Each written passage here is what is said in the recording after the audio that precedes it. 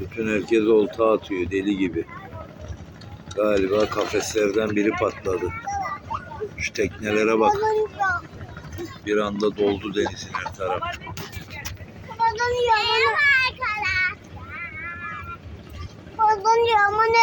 Çık bakayım.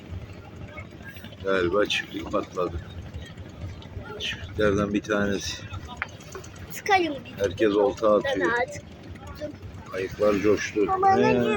İlk defa böyle bir şey gördüm.